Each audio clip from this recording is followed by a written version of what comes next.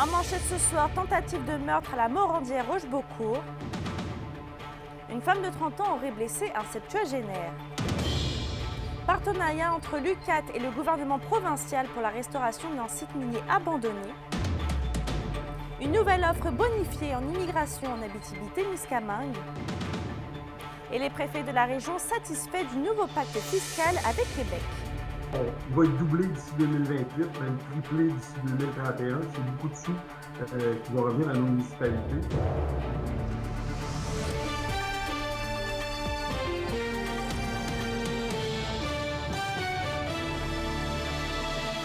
Bonne soirée tout le monde. On ouvre ce bulletin sur une femme qui est accusée de tentative de meurtre à la Morandière. Mardi, les policiers de la Sûreté du Québec ont été appelés à se rendre sur les lieux d'une altercation entre un homme et une femme. L'homme, un septuagénaire, aurait été blessé à la tête. Il a été ensuite transporté d'urgence au centre hospitalier, mais on ne craindrait pas pour sa vie. La femme Ruby Bélanger-Couture, 30 ans de la Morandière, a de son côté quitté les lieux avec la voiture de la présumée victime. Elle aurait toutefois été interceptée la même journée dans la municipalité de Sainte-Terre. Elle a été arrêtée, rencontrée par les enquêteurs, puis elle a comparu par visioconférence au palais de justice d'Amos sous divers chefs d'accusation, notamment pour vol de véhicule et tentative de meurtre. Et toujours dans les faits divers, un homme a été retrouvé sans vie à Belle-Terre. C'est hier vers 10h que les policiers de la Sûreté du Québec ont été appelés à se rendre dans un boisé près de la municipalité de Belle-Terre pour secourir un homme de 82 ans. À leur arrivée, l'homme était inconscient. Il a donc été transporté au centre hospitalier où son décès a malheureusement été constaté. Et selon les premiers constats des enquêteurs, la mort en serait une accidentelle. L'homme aurait été frappé par la base d'un arbre qui venait de couper. Et on a du nouveau dans le dossier de Nibin Icebound, l'adolescente décédée à Waswanipi il y a un peu plus d'un an. À la suite des investigations du Bureau des enquêtes indépendantes, le Bureau des poursuites criminelles et pénales ne portera pas d'accusation envers les policiers du service de police IU-INU. À la suite de son analyse, le DPCP est d'avis que la preuve ne révèle pas la commission d'une infraction criminelle par le policier du SPEE impliqué dans cet événement. On rappelle que selon le bureau du coroner, l'adolescente de 16 ans serait décédée d'hypothermie environnementale dans un contexte de consommation d'alcool. Les visites de ministres du gouvernement Legault dans la région s'additionnent depuis le début du mois d'octobre. Aujourd'hui à l'UQAT, la ministre des Ressources naturelles a annoncé un partenariat pour la restauration de sites miniers abandonnés. Les détails avec Vincent Tremblay.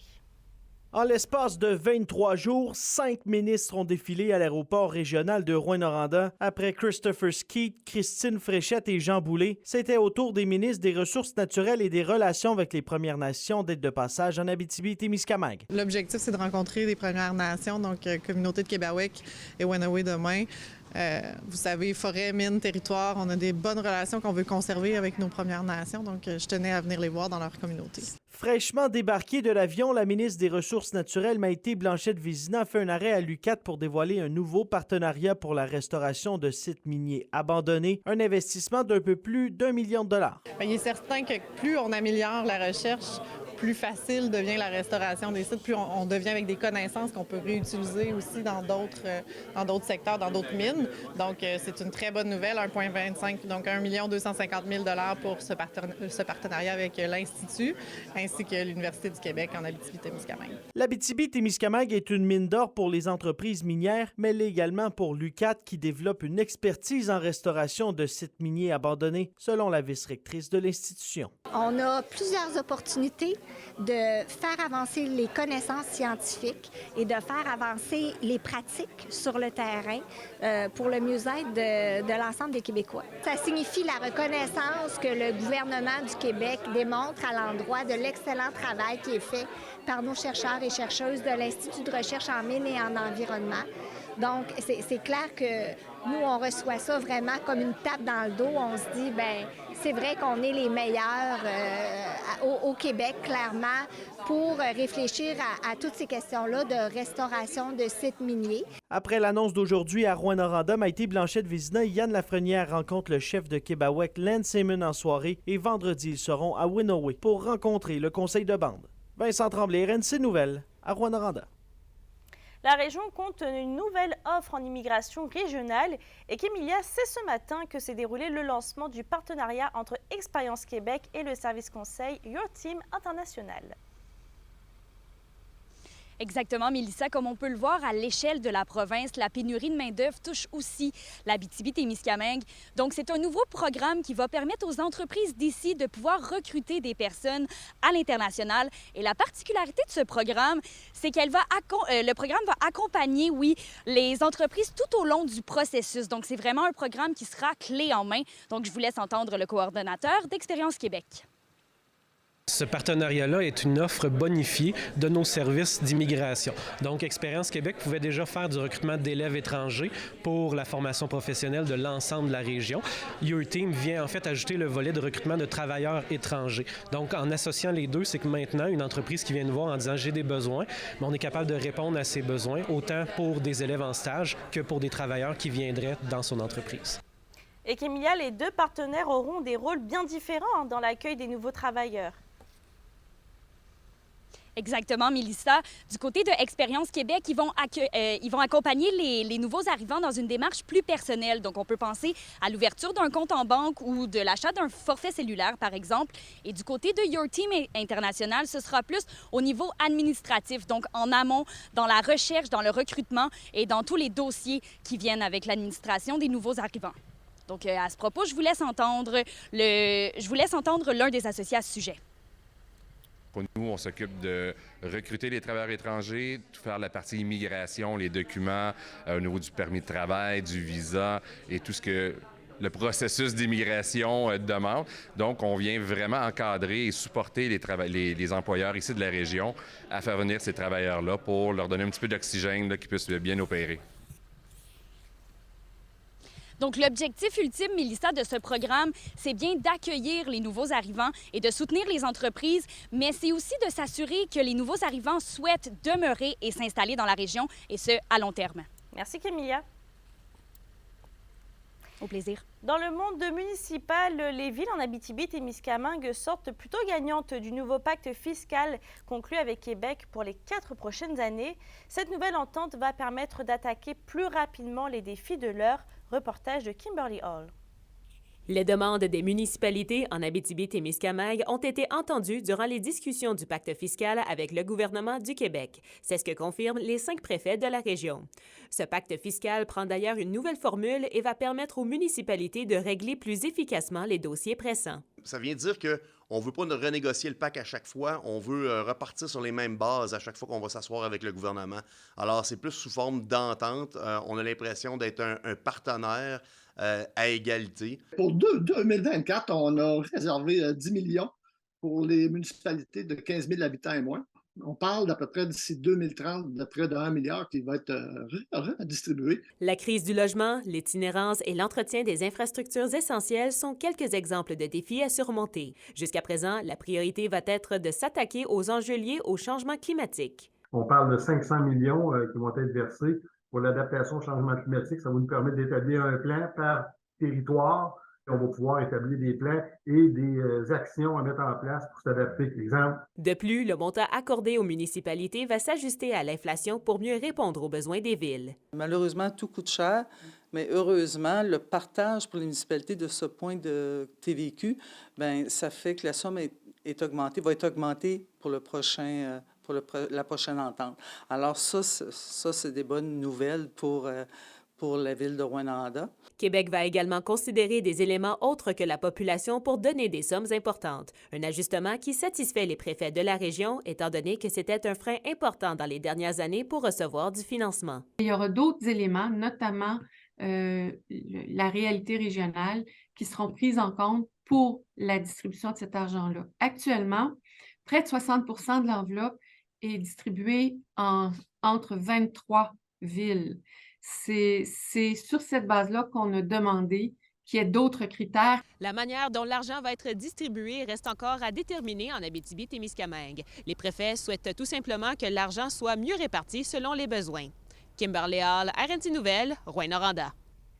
Opération Nez Rouge sera officiellement de retour dans moins de 3 semaines, soit à partir du 24 novembre. L'initiative fêtera cette année ses 40 ans et cette fois-ci, ce sera à Rouyn-Noranda et la Sarre. Alexandre Cabana nous explique. Nous serons là pour vous et pour vous assurer votre retour à la maison en toute sécurité. Merci.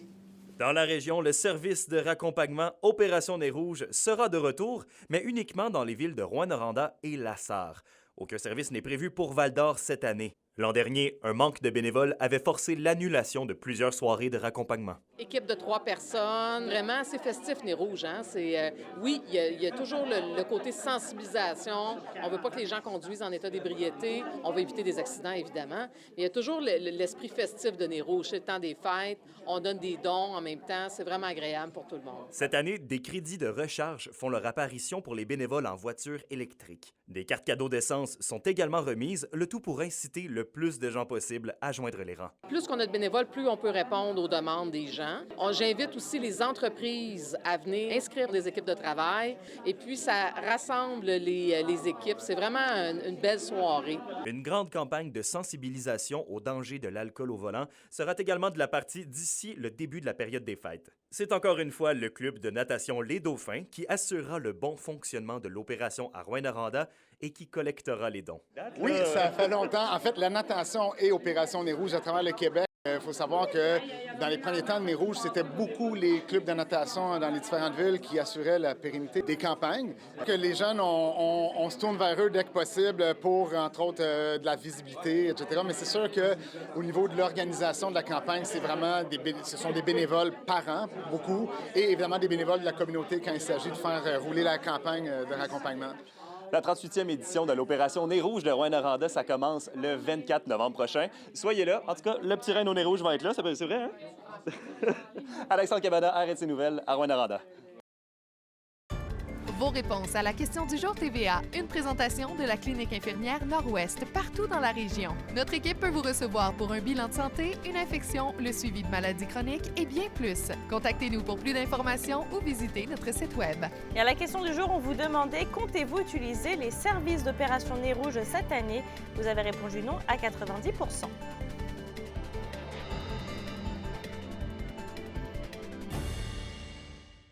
L'indice boursier minier au TVA Nouvelle 18h est une présentation de GFM Groupe Financier. Vous désirez bien planifier vos investissements ou l'étude de vos enfants? Profitez de la valeur de nos conseils afin de sécuriser votre futur. GFM Groupe Financier. Au-delà de la finance, il y a vos rêves et vos projets. Et bougez pas, après on vous parle de notre film « Dis-moi pourquoi ces choses sont si belles ».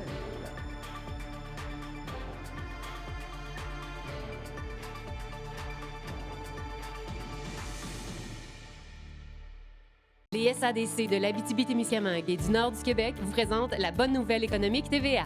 Issu d'un consortium entre 3 entreprises de la table Métal Abitibi-Ouest et d'un promoteur privé, l'entreprise Optimum Service de la Reine a acquis une crue mobile, augmentant son autonomie d'action et la croissance de ses services pour les secteurs miniers et forestiers. Cet investissement de 190 000 bonifie l'offre de services et assure la création et le maintien de 5 emplois. Les SADC, partenaires de l'économie de la région.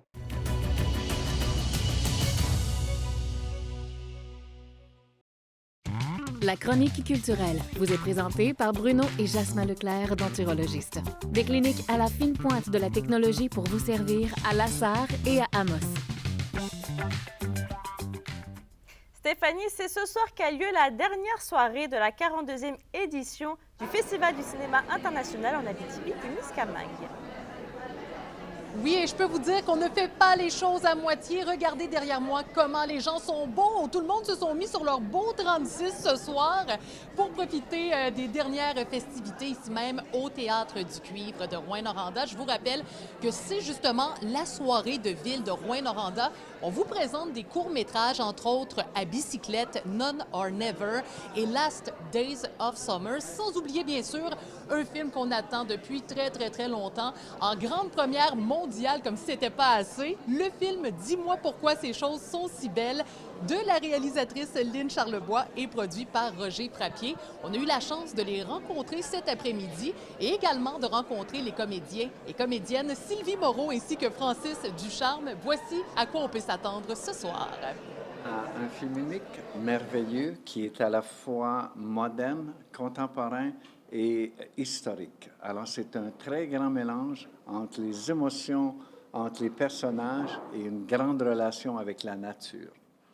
On va parler d'amour aussi avec le frère Marie-Victorin.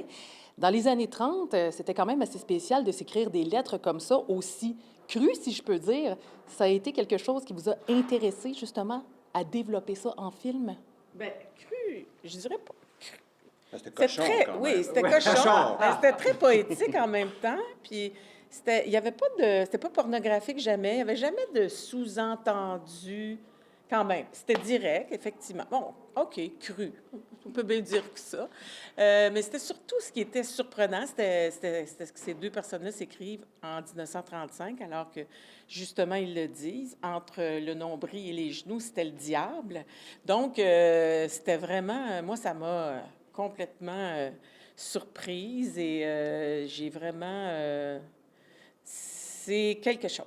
C'est véritablement la première ce soir avec du public. Alors, ça, c'est un moment très important parce que nous, on l'a vu peut-être 15 fois dans les 2 dernières semaines pour le finir, mais là, on va le donner au public qui va le recevoir. C'est le moment de livrer son petit bébé après avoir travaillé autant dessus. Ah! C'est une surprise pour nous aussi. On est très excités. Oui. Alors, on est excités pour eux. On va les regarder le film. Est-ce qu'on va avoir des larmes? Je crois que oui. Ah, ben c'est sûr. C'est un film où il y a, oui, beaucoup de sensibilité. C'est pas tant des émotions, mais beaucoup de sensibilité, de délicatesse, puis de beauté. Puis je pense qu'on a besoin. Ouais, je peux vous dire que ça va faire du bien. On a besoin de beauté. C'est un beau film. C'est un beau film. Ça, André Dufour à la caméra a fait quelque chose d'exceptionnel. Ouais. Je peux le dire, c'est un beau film. Bon, là, je vous laisse. Mais moi, je vais ajouter, c'est bon. Après les Foreurs, c'est maintenant au tour des Huskies de recevoir les Wildcats ce soir. Et Martin Dagenet ne le cache pas, il s'attend à un fort match des deux côtés. On fait le point avec Johan Carrière dans un instant.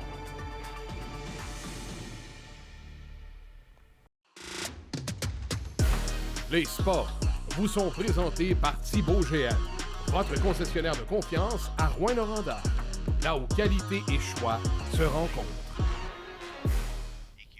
Les Huskies sont en action ce soir contre les Wildcats de Moncton. Et Johan, on parle d'un duel au sommet dans la LHJMQ. Mais les Wildcats sont classés au 2e rang du classement général de la LHJMQ et les Huskies se retrouvent 4e. Alors oui, on parle de 2 bonnes équipes qui s'affrontent d'ailleurs pour une première fois cette saison. Il faut dire que la préparation des Huskies cette semaine inclut également le match de demain contre les Highlanders de Charlottetown. Donc l'équipe devait garder en tête ce 2e match en 24 heures. Mais la meute se concentre surtout sur les Wildcats qui arrivent à l'Arena Glencore ce soir sur une séquence de 7 victoires. Oui, ils ont fait la route depuis les Maritimes cette semaine. Ils ont joué hier soir à Val-d'Or également, mais les Huskies s'attendent tout de même à voir leurs adversaires disputer un fort match. Je regarde notre voyage des Maritimes, on n'a pas été bon le premier match, puis les 2 autres, on a été excellents. Donc, c'est toujours dur à comprendre le pourquoi là, que ça va bien ou pourquoi que ça va moins bien lors d'un match. Puis je pense qu'il n'y a pas un entraîneur qui veut utiliser ça comme excuse non plus. Je ne mentirai pas, je pense que notre préparation est plus focusée sur Moncton, parce que c'est qu'on doit affronter en premier. Mais on a déjà tout prêt, là, les entraîneurs côté pre-scout, quand on parle que ce soit 5 contre 5 ou les unités spéciales pour Charlottetown. Mais on va vraiment aborder ça avec les joueurs seulement demain. Mais il faut dire que les Huskies aussi connaissent du succès depuis quelques temps. La meute a amassé au moins 1 point lors de 5 de ses 6 derniers matchs. Et au centre de ce succès, on retrouve l'attaquant Antonin Véro, acquis des Olympiques de Gatineau cet été. Il a présentement 20 points en 15 matchs. Mentionne avoir eu besoin d'un moment d'adaptation au début de la saison. Il faut dire que c'est une nouvelle maison, des nouveaux coéquipiers, un nouvel entraîneur. Mais depuis quelques temps, tout semble se placer pour lui. Et vous allez l'entendre, c'est un peu la même lecture qu'il fait du début de saison des Huskies. Alors, on a resserré notre jeu défensif, mais aussi, je pense qu'on est rendu un peu moins stressé. T'sais, au début de l'année, on avait de la misère à enchaîner les victoires. Puis je pense que depuis un bout, on a mis beaucoup l'enfance sur le Huskies game. c'est quoi les Huskies. Dans les dernières années, c'est toute une équipe qui est dure à jouer contre. Je m'en souviens quand j'étais dans les Olympiques, même si c'était quand même un corps un peu jeune ici, c'était tout le temps dur de jouer à l'Arena. Fait que je pense que c'est ça qu'on sert là. Les Huskies vont bénéficier de renforts ce soir. Oui, Samuel Rousseau et Axel Dufresne sont de retour dans l'alignement de la Meute. Merci, Johan. Et puis, on se retrouve demain pour un résumé du match. Sans faute. D'ailleurs, les Wildcats étaient à Val-d'Or hier pour y affronter les Foreurs et c'est une 8e défaite de suite pour le Vert et Or qui se sont inclinés 6-2 contre les Wildcats de Moncton hier soir à Val-d'Or. Le Vert et Or a rapidement inscrit le premier but de la rencontre en avantage numérique, mais ils n'ont pas été en mesure de capitaliser sur plusieurs opportunités de marquer. Val-d'Or a d'ailleurs obtenu 36 tirs au but contre 30 pour Moncton. Les Foreurs seront de retour en action samedi contre les Highlanders de Charlottetown. Un revirement, un défenseur qui appuie l'attaque, qui a envoyé ça complètement sans regarder en arrière de lui. Ça, c'est de la gestion de rondelle qu'il faut être meilleur de ce côté-là. Donc, ça ne pardonne pas. Là, à un moment donné, ce que tu fais avec la rondelle, c'est correct, des chances de marquer qui nous manquent, mais notre gestion avec la rondelle là, dans notre zone ou même quand tu la donnes à l'adversaire, c'est sûr qu'à un moment donné, ça va coûter cher. Là. La météo, une présentation de Nicole Auto de la Sarre. Avec la plus grande variété de camions en région, Nicole Auto de la Sarre, capitale régionale du pick-up. Et à la météo, Stéphanie, les prochaines journées s'annoncent plutôt nuageuses. Oui, on a droit à un petit cocktail neige-pluie, mesdames et messieurs, et nuages, bien sûr, pour les prochains jours. En ce qui a trait les deux secteurs, c'est-à-dire l'Abitibi-Témiscamingue et le Témiscamingue, on s'attend quand même à avoir 60 de probabilité d'averse de pluie ou de neige, 1 degré, on va finir par l'avoir en Abitibi, 2 degrés au Témiscamingue. Demain, on a de la pluie pour l'ensemble des secteurs, max de 5 au nord, 6 degrés au sud et un aperçu pour après-demain, des nuages pour l'Abitibi-Témiscamingue, maximum de 1 degré, ainsi qu'un maximum de 3 degrés pour le Témiscamingue. Donc, c'est le moment de profiter du paysage féerique, mais également d'être très prudent sur les routes. Effectivement. Merci, Stéphanie.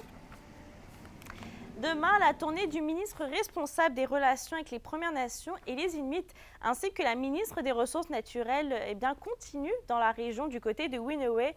Évidemment, on vous fera un retour là-dessus. Surtout, n'oubliez pas qu'on est sur YouTube et XTV Abitibi-Témiscamingue si vous voulez aller voir ou revoir le reportage de nos journalistes, mais aussi les bulletins de nouvelles qu'on passe. D'ici là, je vous souhaite de passer une très belle soirée. Puis, comme l'a dit Stéphanie, faites attention sur les routes. À demain.